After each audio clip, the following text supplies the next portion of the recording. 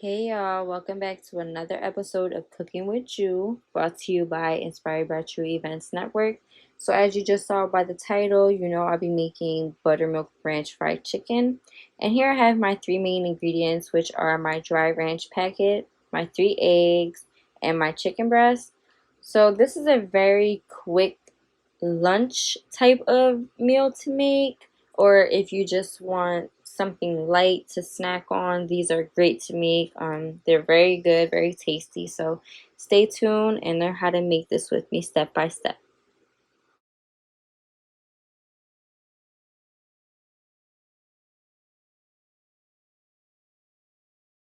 So what I have here is my flour mixture, and in this I have a little bit of the ranch packet, and I also added some cornmeal in here. So what I'm gonna go ahead and do next is dip the chicken in the eggs and then in the flour.